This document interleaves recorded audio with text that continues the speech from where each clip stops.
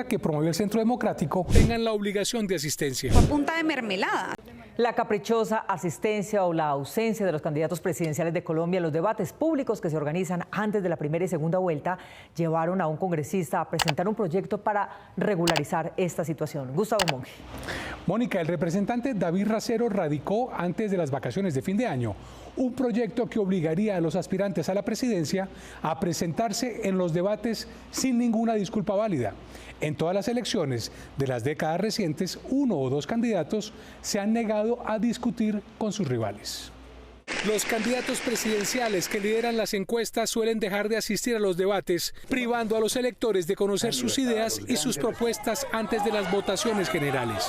He tomado la decisión de no asistir a los debates. Para evitar el ausentismo en los debates, David Racero, representante a la Cámara por el Pacto Histórico, presentó un proyecto para que los candidatos tengan la obligación de asistencia. Lo que pretendemos es que todos los colombianos tengan el acceso debido a el debate, la confrontación de ideas, la deliberación pública, que es lo mínimo de cualquier democracia sana. Destaca Racero en su proyecto que en 4 de las últimas 5 elecciones presidenciales, exceptuando la de 2010, candidatos favoritos en intención de voto no estuvieron en debate de televisión. En 2006, Álvaro Uribe. En 2014, Juan Manuel Santos. En 2018, Iván Duque. Y en 2022 no asistió a algunos Gustavo Petro y a otros Rodolfo Hernández.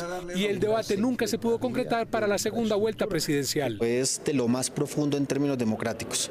No solo por el deber que tienen los candidatos de dar a conocer sus propuestas, sino por el derecho que tenemos los ciudadanos de estar bien informados para tomar mejores decisiones al depositar el voto. De ser aprobada esta propuesta legislativa, el debate al que de manera obligatoria tendrían que ir los candidatos presidenciales se realizaría en RTBC. Importante acá es que tiene que enlazarse con todos los canales privados y públicos. El candidato que se niegue a participar podría ser sancionado. Un castigo de hasta el 25% de la reposición de los votos. La idea del autor de la iniciativa es que se realicen debates obligatorios para las próximas elecciones presidenciales en 2026.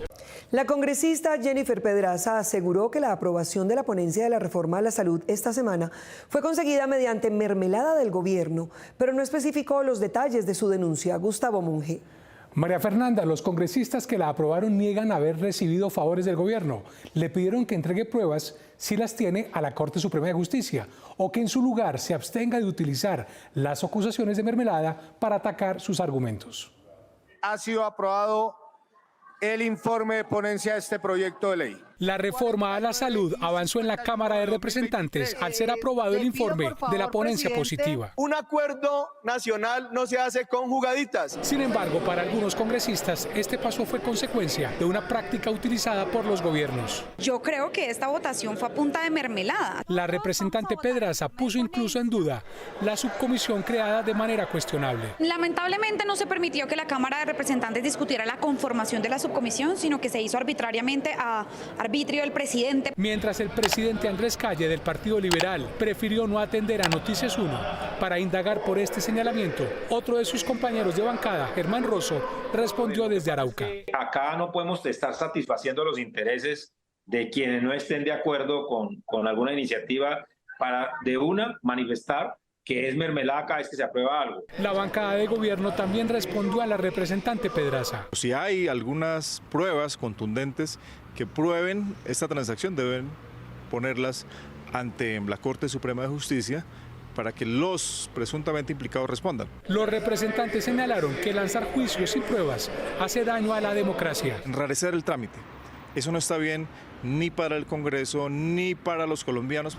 Si hay mermelada, pues que la denuncien para que dejemos de estar diciendo tantas cosas que no son ciertas. El debate de la reforma a la salud seguirá candente. No es cierto que quienes estemos pidiendo la subcomisión seamos unos marrulleros.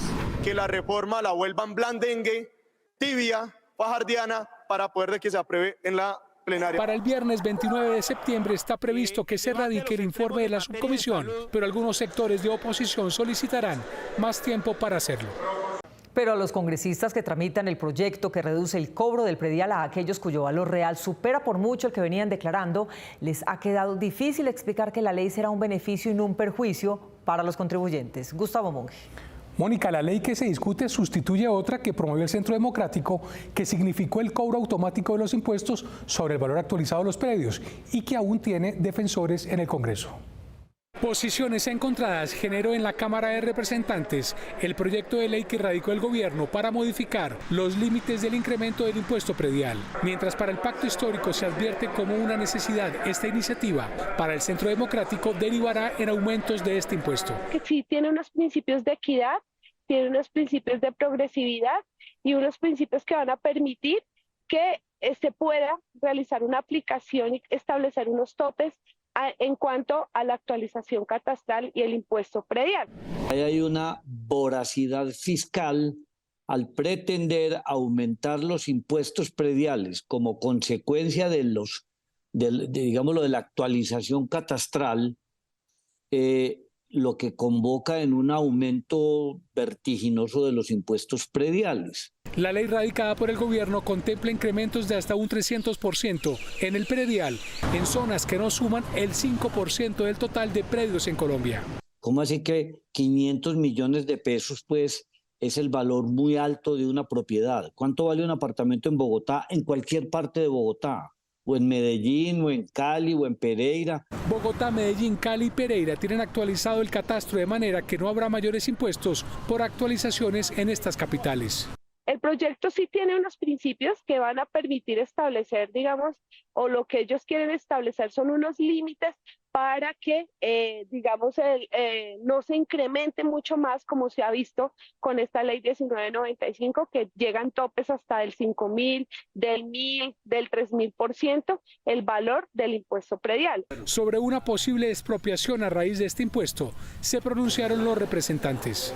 Pero si a mí me decretan un impuesto que yo no tenga con qué pagar y que tenga que vender la tierra para poder pagar el impuesto o tenga que entrar en un proceso de jurisdicción coactiva, pues en la práctica eso es una expropiación por la vía administrativa. No va a haber una expropiación como tal, no se ha hablado en ningún momento en el proyecto de ley de una expropiación. La crítica al gobierno nacional desde su bancada por este proyecto de ley está en la ausencia de una pedagogía previa para que la ciudadanía supiera o tuviera conocimiento de los alcances de la iniciativa. Los gaviristas, los del Centro Democrático y otros congresistas de oposición consideran que las EPS deben seguir administrando la plata de la salud porque el gobierno nacional perdió las elecciones regionales. Gustavo Monge. Mónica, los de la coalición de gobierno y los que sin estar en ella apoyan la reforma dicen que su trámite no debe sufrir ninguna alteración y que los recién electos tendrán que contar con el gobierno para lo que les corresponda hacer en salud luego de la reforma. 2 proposiciones de aplazamiento. Después de un mes sin ningún avance, la reforma a la salud volverá a debatirse en la Cámara, en medio de un ambiente enrarecido por los resultados en las pasadas elecciones locales y la intención de algunos congresistas de implementar un plan tortuga en el trámite del proyecto. Yo no sé por qué tanto corre agendando la reforma a la salud. Esto merece todo un debate pormenorizado, como lo hemos pedido como Partido Liberal. Es que no hay ambiente, pues no de otra manera se hubiera pedido el aplazamiento. El aplazamiento es justamente una manera de decir que hoy los congresistas, luego de las elecciones territoriales, llegan entendiendo muchas realidades que se dieron en las locales. La oposición considera que los resultados de las elecciones le hacen un llamado al Congreso. No es solamente un mensaje al gobierno nacional, sino también al Congreso de la República. Y en ese sentido yo creo que este trámite de reforma no puede avanzar como venía y algo hay que hacer y alguna reflexión, un paro en el camino, por lo menos hay que hacerlo porque las reformas, el país les dijo no también en esas elecciones del 29 de octubre. Por el contrario, congresistas independientes advierten que la reforma no se debe ligar a las victorias políticas que obtuvieron algunos partidos. Yo sí espero que la discusión de la reforma a la salud no esté marcada por una retaliación de las fuerzas que ganaron en las elecciones del pasado 29, sino que pongamos por delante la necesidad de resolver los problemas que el sistema de salud colombiano tiene. En esa línea, el coordinador ponente de la reforma, el representante del Pacto Histórico, Alfredo Mondragón, considera que las nuevas fuerzas políticas en las regiones tienen con la reforma una oportunidad para mejorar la salud en sus territorios. Todo alcalde, todo gobernador, si es inteligente, lo que tiene que buscar es gobernar con el gobierno central. Y eso es lo inteligente y lo serio, porque si lo hacen, le va bien al gobierno nacional y le va bien a los territorios. La continuación del debate de la reforma a la salud proseguirá si no surgen más aplazamientos con los temas gruesos de la propuesta, como son la transformación de las EPS y pago oficial por servicios de salud sin las falencias actuales. Aquí no se está controlando 86 billones de pesos que se están entregando este año. No sabemos a dónde van a parar. Pero lo único que sí ve uno es que no le pagan a los hospitales públicos, no le pagan a las clínicas que no están integrados verticalmente. La reforma a la salud figura como primer punto de la plenaria prevista para este martes.